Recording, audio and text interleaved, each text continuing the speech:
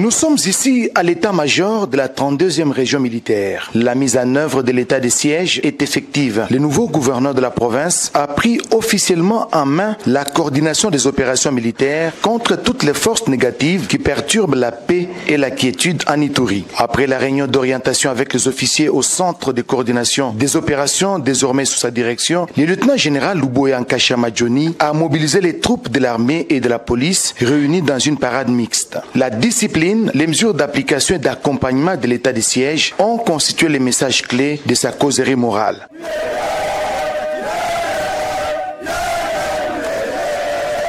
Vous savez que Makamunyoso Izo Lekawa, ils ont challenge Mounene, défi pour la mission. Police, armée. Ceux qui nous ont dit et vous avez un problème. Donc, Ewana, vous avez un ngayawa, Daligina Yoka, Oye Mogo, mais à Koyoka que Moral Nabino, ils ont et vous êtes prêts à remplir la nouvelle mission qui vous est confiée. Où vous été?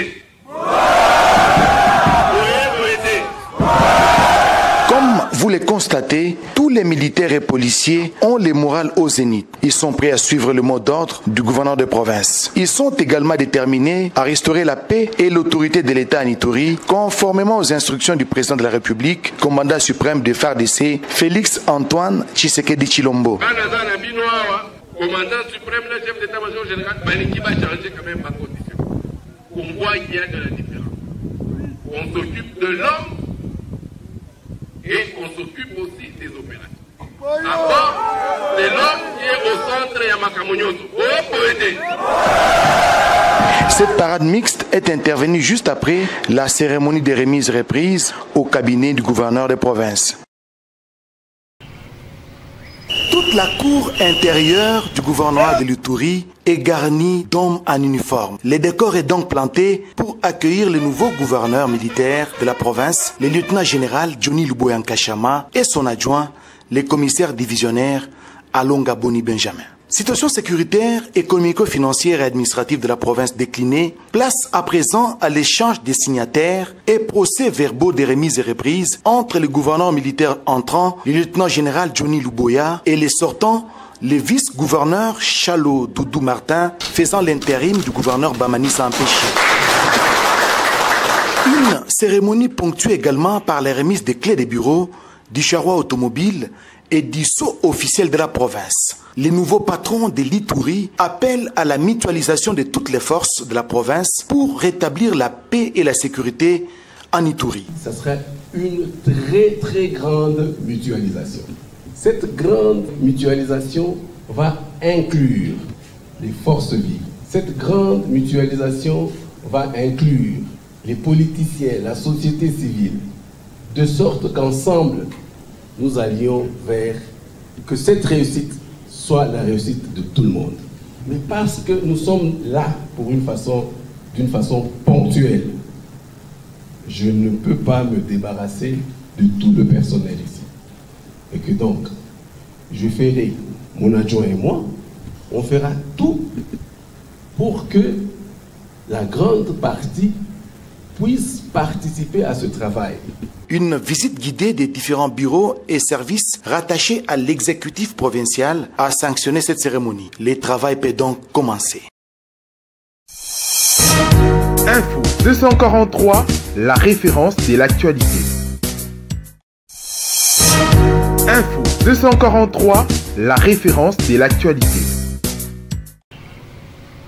Toute la cour intérieure du gouvernorat de l'Ituri est garnie d'hommes en uniforme. Le décor est donc planté pour accueillir le nouveau gouverneur militaire de la province, le lieutenant-général Johnny Luboya Nkashama et son adjoint, le commissaire divisionnaire Alonga Boni Benjamin. Situation sécuritaire, économico-financière et administrative de la province déclinée, place à présent à l'échange des signataires et procès-verbaux de remise et reprise entre le gouverneur militaire entrant, le lieutenant-général Johnny Luboya, et les sortants, le vice-gouverneur Chalo Doudou Martin, faisant l'intérim du gouverneur Bamani Sampéchi. Une cérémonie ponctuée également par la remise des clés des bureaux, du charroi automobile édition officielle de la province. Les nouveaux patrons de l'Ituri appellent à la mutualisation de toutes les forces de la province pour rétablir la paix et la sécurité en Ituri. Ça serait une très grande mutualisation.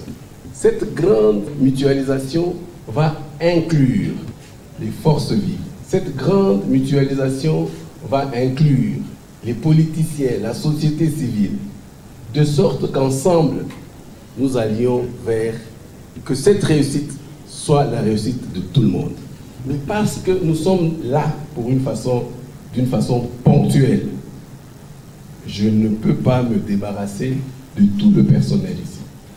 Et que donc, je ferai, mon adjoint et moi, on fera tout pour que la grande partie puisse participer à ce travail.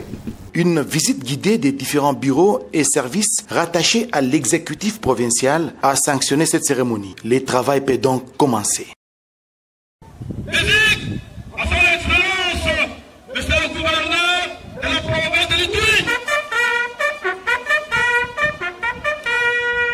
Nous sommes ici à l'état-major de la 32e région militaire. La mise en œuvre de l'état de siège est effective. Le nouveau gouverneur de la province a pris officiellement en main la coordination des opérations militaires contre toutes les forces négatives qui perturbent la paix et la quiétude en Ituri. Après la réunion d'orientation avec les officiers au centre de coordination des opérations désormais sous sa direction, le lieutenant-général Luboya Nkashama Johnny a mobilisé les troupes de l'armée et de la police réunies dans une parade mixte. La discipline, les mesures d'application et d'accompagnement de l'état de siège ont constitué les messages clés de sa causerie morale.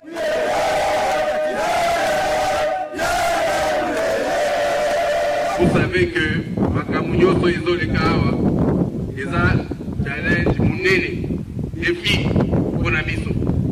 Police, armée. Ceux qui nous sont bien et vous avez un problème. Donc, Newana. Ozomona ngai awa nalingi na yoka oye moko me akoyoka ke moral na bino eza haut et vous êtes prêts à remplir la nouvelle mission qui vous est confiée.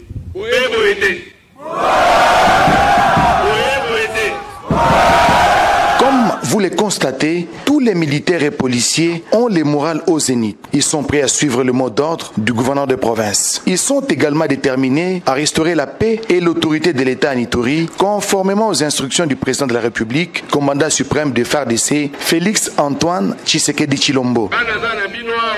Commandant suprême, le chef d'état-major général, qui va changer quand même ma condition. On voit qu'il y a de la différence. On s'occupe de l'homme et on s'occupe aussi des opérations. Avant, c'est l'homme qui est au centre et à Makamunyoso.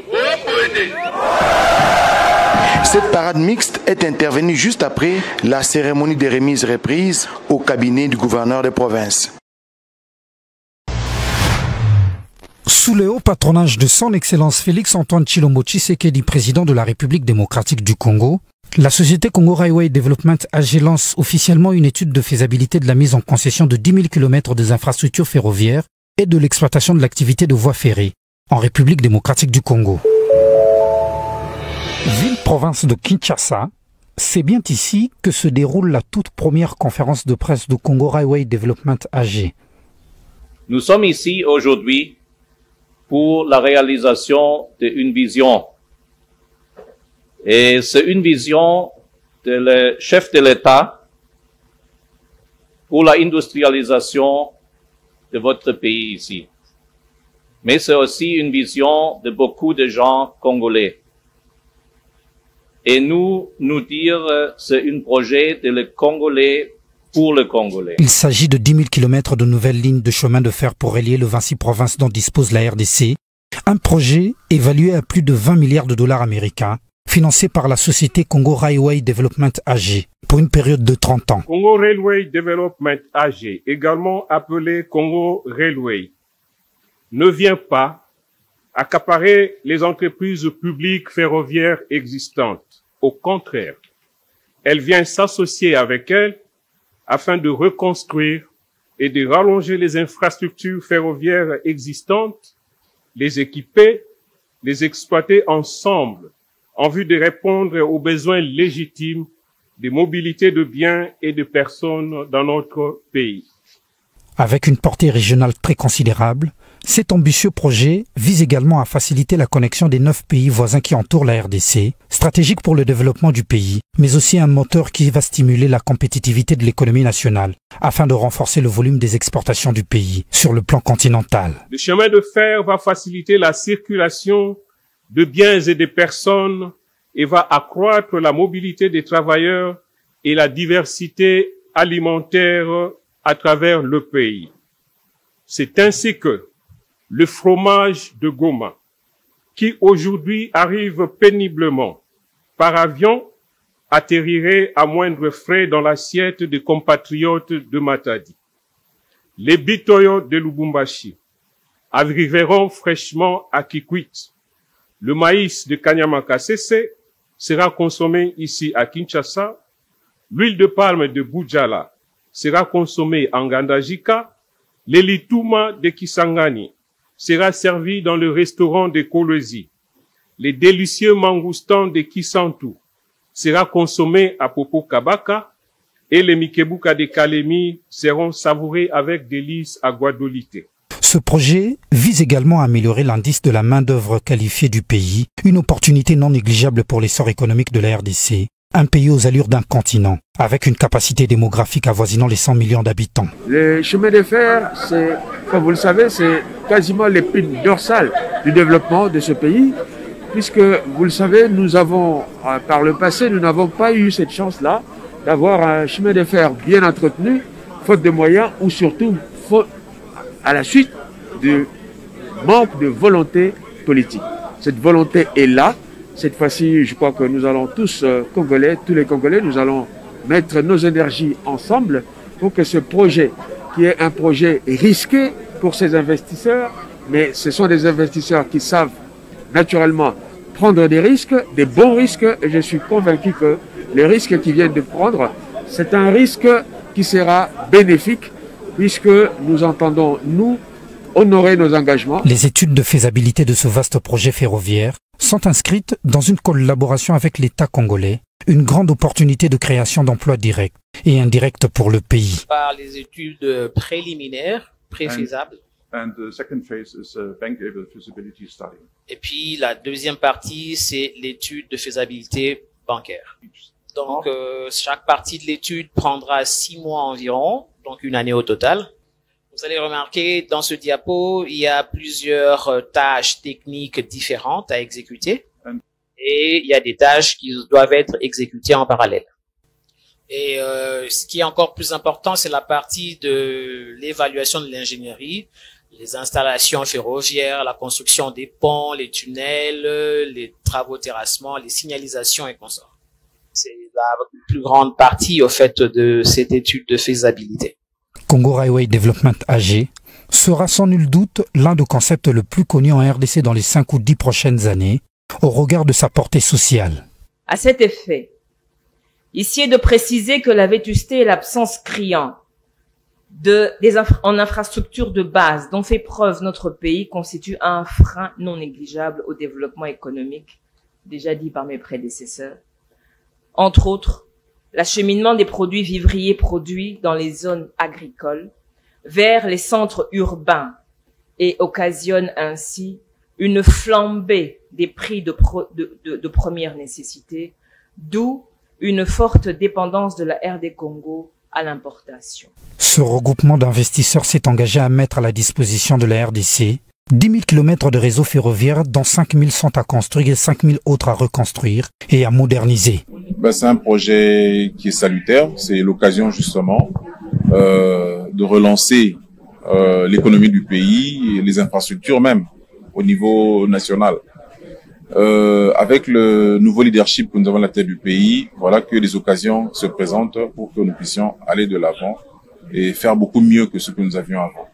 En ce jour, on lance les études de faisabilité pour le projet qu'on vient de nous présenter. Et au nom de Dieu, nous allons couper ces ribans pour permettre à ce que ce grand projet puisse se réaliser et puisse profiter à la nation congolaise et à l'Afrique. Souffrant de la vétusté de ces infrastructures et les conditions précaires que traversent ces personnels, la Société congolaise de port et transport, la Société nationale de chemin de fer et la Société de chemin de fer d'eau et les fleuves vont fusionner avec Congo Railway Development AG pour constituer une grande société appelée Chemin de fer du Congo. Cette fusion n'est nullement pas synonyme de liquidation de ces services de l'État. Au contraire, c'est une association qui a pour but de reconstruire et de rallonger les infrastructures ferroviaires existantes et les équiper ainsi que les exploiter ensemble, en vue de répondre aux besoins légitimes de mobilité de biens et des personnes en RDC. Quelques avantages à noter au cours de l'exécution de ce projet. Il y a notamment la création d'emplois, la croissance économique, les primes d'assurance, l'amélioration du climat des affaires, la coopération avec les camionneurs et impact du chemin de fer sur l'appartenance de la RDC à la zone de libre-échange continentale africaine. L'investissement de Congo Railway Development AG va générer de ressources financières substantielles en termes de primes d'assurance. Ces ressources colossales sera injectée dans le secteur bancaire congolais, qui a désespérément besoin de ressources longues afin de financer des investissements à long terme. Les banques locales pourraient ainsi accéder à des ressources à des taux compétitifs et ainsi financer la construction de logements décents et financer également leur acquisition par le ménage, ainsi que susciter un boom immobilier. Il faut noter que 100 000 personnes vont bénéficier d'un emploi direct et 200 000 autres vont bénéficier aussi des emplois au cours de l'exécution de ce projet. Congo Railway Development, mobilité, sécurité et efficacité.